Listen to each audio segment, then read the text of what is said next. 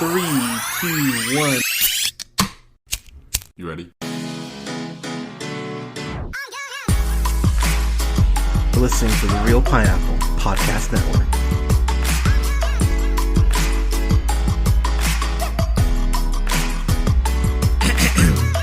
Good evening, everybody. Thank you so much for listening. Happy Memorial Day, everyone, and to all of our men and women who have served and are currently serving. Thank you so much for everything you do for this country, even when it has fallen short of what we should be doing for you. This is your humble host, Hunter, here. I've got a quick review here for the latest John Krasinski joint in A Quiet Place Part 2, which he also wrote, produced, and directed. So since this is a sequel, obviously I'm going to be spoiling the first film, so quick story. I didn't review the first A Quiet Place when it came out. I got a screener for it and went, oh, John Krasinski wrote a movie. That's fucking awesome. And it's horror. I will get around to this at some point. And it was one of those things I kept putting off. And I finally watched it about a year ago for the first time and went, son of a bitch, I should have watched this earlier. and it actually, I think it was actually closer. I think it was actually, now I think about a week or two after my best of list of 2018, that I even apologized to the film and said, I'm sorry, I should have seen this earlier. It would have been on my list. As we now are at A Quiet Place Part 2, and as we're starting to slowly come out of the pandemic, thank God, get your shots, by the way, everyone. As we're coming out of the pandemic, it's really fascinating that this movie being delayed in the fashion it was, how it plays really brilliantly as a mirror and as a look into how things felt at points during the pandemic. You know, the isolation and in the quiet, even though we don't have monsters chasing us around, you know, unless they're people not wearing masks. Yes, you heard me.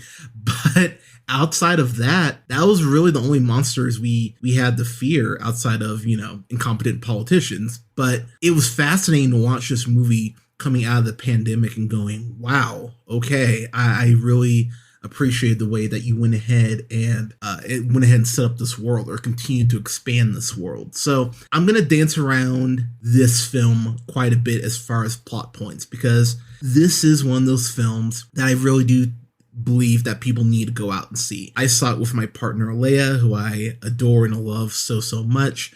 We watched the first one on Saturday morning when we went and before we went and saw the second one, because she hadn't seen the film and she was blown away by it. She was like, wow, that was fucking incredible. So going to part 2, I was really excited because part 1's fresh in our minds, but also because while I've been less than enthusiastic at points about if you need to go see something in a theater, this is a movie that I truly believe warrants a theater experience. Just seeing it with Alea, I do wish it would have been nice to have maybe, you know, a group of us. Obviously, you know, we're not at a point yet where we should be doing that, but seeing it with the group of people we haven't had in our theater made the experience even more fun and more thrilling. And that was something I was really happy about, being back in the theater. So with that said, as far as where this movie takes place and kind of what happens, I really appreciate the fact, and you can tell from the first trailer that they showed, this movie goes ahead and it starts off at day 1. As far as the whole, I don't want to say pandemic, but fine, I'll just say pandemic for this case. But it goes ahead and starts off on day 1. And that was something about A Quiet Place Part 1 that I appreciated so much, is that it kind of just throws you into the action. And, you know, you get little nuggets here and there kind of filling in what you think might have happened. Here, the movie doesn't lay out every single thing that occurs to lead to the world that has been established. And you know what? I actually appreciate that. I appreciate the fact the film kind of goes, all right, a bomb went off. It's kind of all you need to know. Don't need to know if an atomic bomb or who launched it or anything like that. It is just a very straightforward, a bomb went off, that sucked, and it went ahead and caused all this mayhem. And the thing that I really have to give John Krasinski a lot of credit for is when you feel and when you get to the whole fallout and the world really falling to disarray. It's amazing how Krasinski's character Lee, how he's there with Evelyn, of course, Emily Blunt, and their kids, Reagan and Marcus. It's amazing how quickly it goes from, oh my God, this is so, like, they're playing baseball, the great American pastime, isn't this sweet?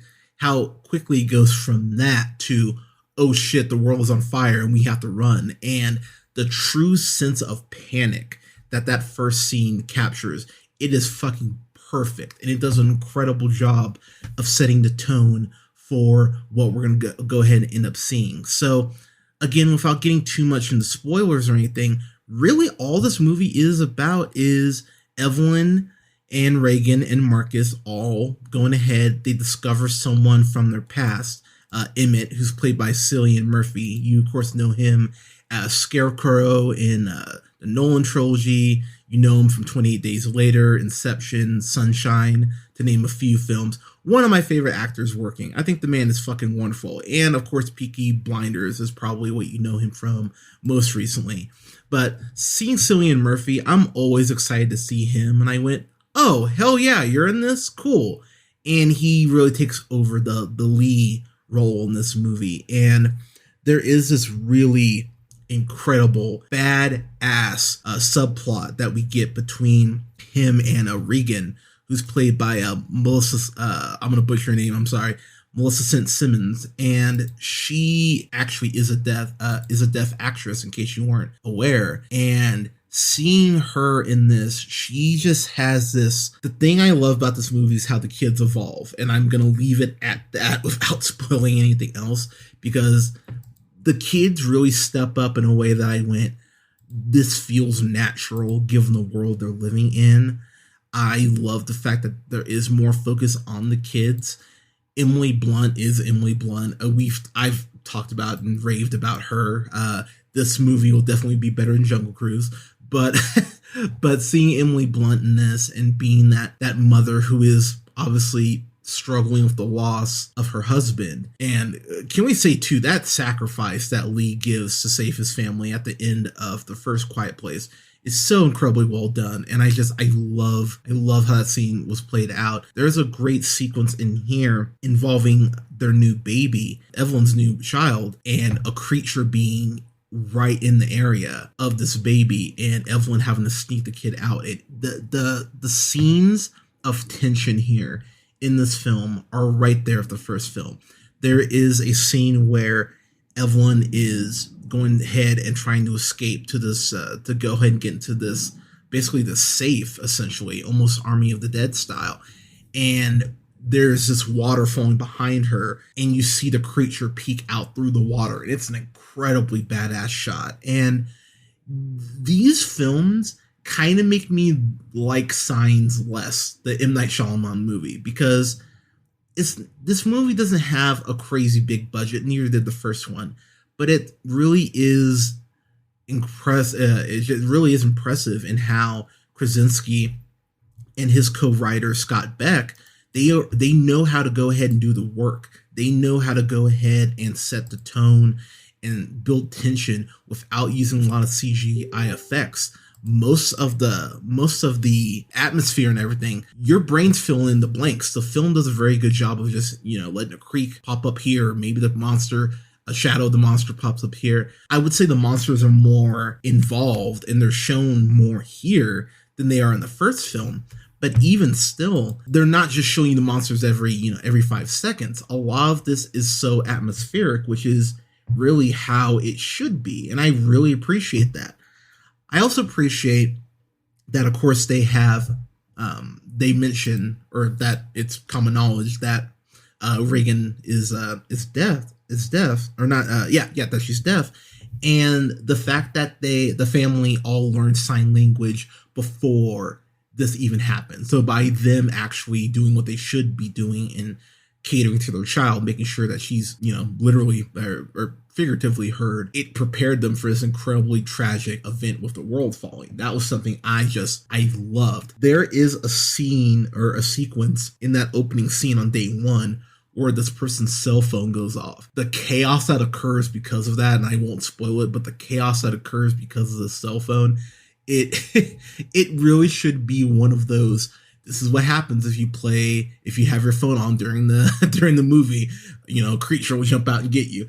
I love that. I love that so fucking much. And again, it really plays to the whole tension of the film at large. So without getting too much into spoilers, there's a death near the end of this film that I just went, that's really unnecessary. And it kind of mirrors a death that happens on day one. And I believe when you guys, when you all see it, you'll go, oh, this is what Hunter's talking about.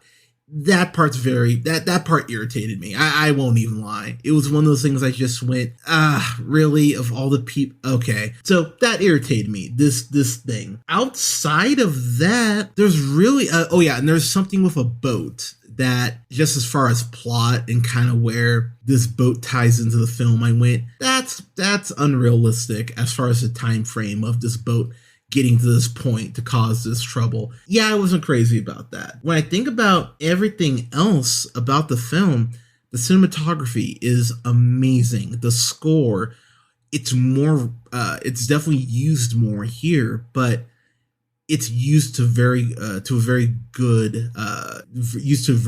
enhancing effect. It feels like the score is earned, even though there is more music and less silence, I would say, in this film than in the first one.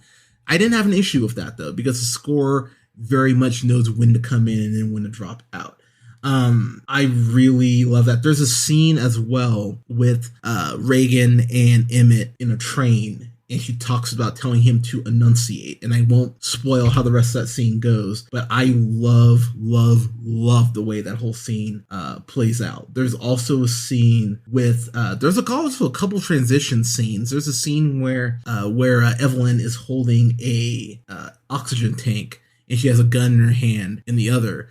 And there's a sequence that flips back between something else that's occurring in the film that I went, oh, I fucking love that. That's a very great transition. I really loved how that was done. And it's done a couple times in the film. And then the only other complaint that I really have is there is this notion of almost feral humans brought up. It's a really interesting notion that's introduced, and I understand that they're not gonna, answer every question I have in the second film, because Krasinski and Blunt have both said this was intended to be a trilogy. So I believe it'll probably be closer to 2 hours, I would say, for the third A Quiet Place, which the script apparently is already done. But I would have liked some context on that, because these people kind of just show up, and it definitely the film gives you an idea of how they got to where they are as far as their position and everything, but never really gives you any follow-up on that. And that would have been something I would have actually liked to have seen more of. So that was a little irritating to me, but those are minor gripes, really. Nothing that was enough to make me, to break, to break the film for me, or for me to be too pissed off. So yeah, I really enjoyed this. This is something that I will tell people, hey, you should watch this. And let's be real, how many times does a sequel to anything even come close to the original quality of the first film, let alone even be in the same ballpark? So while I didn't like this as much as the first A Quiet Place, I still enjoyed the hell out of this, and it's something I will be buying when it comes out. I bought A Quiet Place on Saturday so we could watch it, and this is something I'll buy in 4K when it comes out. I might go see this again. My friend, my friend Jesse even was like, hey, you want to go see this with me? I might go see it with him on Tuesday, which would be tomorrow, but really enjoyed this. So this is a solid, I'm going to give this a solid A-. I really, you know what? I'm going to give it a solid A, because I'd probably give the first one, if not an A+, a fan-fucking-tastic. So I'm going to say this is just like a step below. And not even a large step. It's a tiny step. It's still right there. Solid A for this film. Definitely worth something you should, definitely worth your time. Go out and see us in theaters. Get vaccinated, for the love of God, so we can all go back outside. But absolutely enjoyed this film. So, solid A for me. But Quiet Place Part 2, everyone. Have you seen it? What did you think? Let us know in the comments. You can follow yours truly on the Twitter at jhunterrealpineapple. You can follow Scott on Twitter at Nearman the First. Don't forget to like, share, and subscribe. Pretty much everywhere you listen to podcasts, SoundCloud, Apple and Google Podcasts, Podbean, Stitcher and iHeartRadio, Spotify, Amazon Music, and TuneUp at The Real Pineapple. As well, don't forget to like our pages on Facebook at The Real Pineapple. That's REEL Pineapple, and Real Pineapple Games. I'm going to be hopping on Twitch here soon, so make sure you'll have both pages liked so I can you can stay up to date on that info as well. Everyone, thank you so much for listening. We're going to have reviews coming up here soon because tomorrow, June 1st, is my birthday. Whoop, whoop. So to celebrate my birth month, we're just going to go ahead and review, outside of, new releases, we're just going to review stuff that I'm a fan of. So going to obviously reviewing the Fast and Furious films up to Furious 7, leading up to Fast 9 later this month. But haven't decided what else we're going to review, but we're going to just review some random fun stuff that I enjoy. So everyone, thank you so much for listening. Take care of each other, wear a mask, stay safe, get vaccinated, and we'll talk to you soon.